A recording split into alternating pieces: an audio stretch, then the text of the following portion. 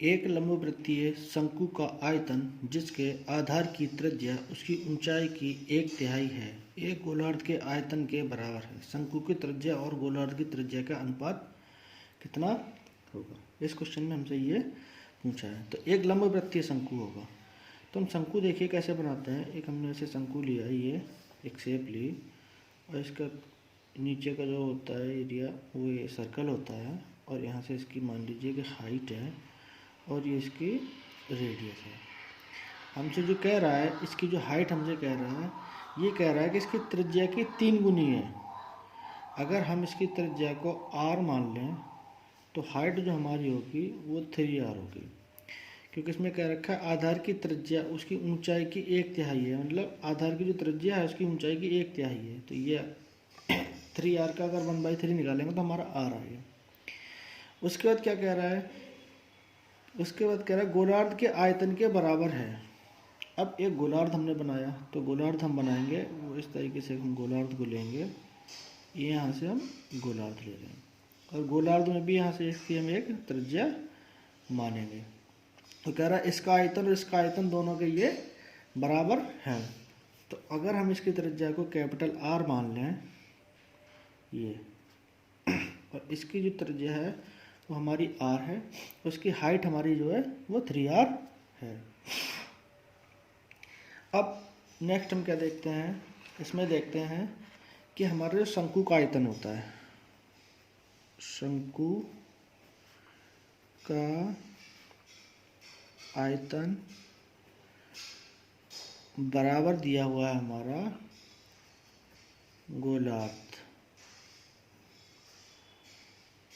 गोलार्ध का आयतन,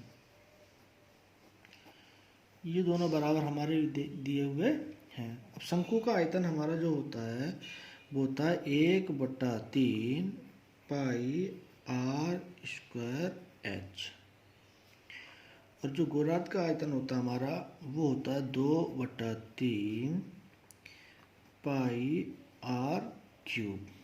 ये दोनों फार्मूला बहुत इंपॉर्टेंट है इस क्वेश्चन के लिए, क्योंकि बस भाई यही जानना चाहता है कि आपको फार्मूला आता है या नहीं आता है।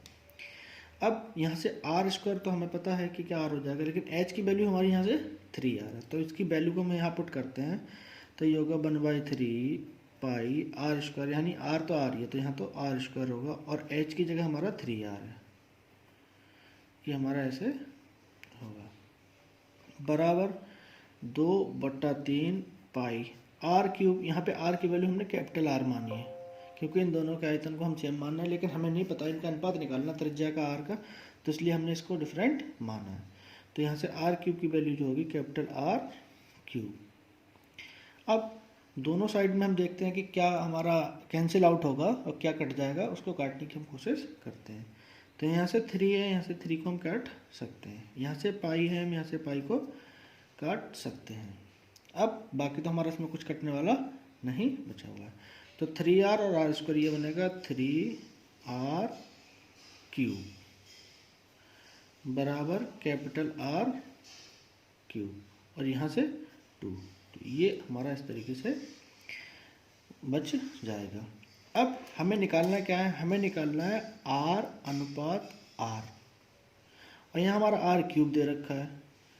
तो हम क्या करते हैं, अगर इसका क्यूब रूट निकाल लें तो हमारा सिंगल r और r बचेगा, क्योंकि यहाँ भी r³ है, यहाँ पे भी r³ है। तो हम इसका क्यूब रूट निकालेंगे। तो क्यूब रूट निकालने के लिए क्या करते हैं, हम इसमें रूट लगाएंगे और इसको हम करेंगे क्यूब में, तो ऐसे ही हम यहाँ पे भी रूट लगाएंगे और इसको भी हम करेंगे क्यूब में कन्वर्ट करेंगे। तो यहाँ से देखेंगे कि हम cube root 3 into cube root r³, और यहाँ से निकालेंगे cube root 2 into cube root r³। अब यहाँ से ये भी क्यूब रूट होगा और ये भी क्यूब रूट होगा, क्योंकि हम क्यूब रूट सबके इनके निकाल रहे हैं। तो यहाँ से हमें बचेगा क्यूब रूट 3 बराबर क्यूब रूट 2, और यहाँ से क्यूब रूट का ये हमारा बचेगा सिंपल r, और यहाँ से क्यूब रूट r निकालेंगे तो यहाँ से हमारा बचेगा r। अब हमसे इनके अनुपात निकलवा रहा है, तो अगर हम r/r की अगर हम बात करेंगे, या r/r आर की हम बात करेंगे तो ये हमारा बचेगा, यहाँ से हम लेंगे तो 3 अनुपात 3√2, ये हमारा आंसर बचेगा। और जो आंसर हमारा यहाँ से बचेगा वो ऑप्शंस में हमारे ए इज़ करेक्ट, बाकी कोई ऑप्शन हमारा सेटिस्फाई नहीं कर रहा है। तो इस क्वेश्चन को सॉल्व करने का बस इतना ही सा तरीका था। वीडियो अगर अच्छी लगी हो तो लाइक करें, शेयर करें और चैनल सब्सक्राइब करें। ये आरआरबी एएलपी 2018 का क्वेश्चन शिफ्ट 1 में आया हुआ है।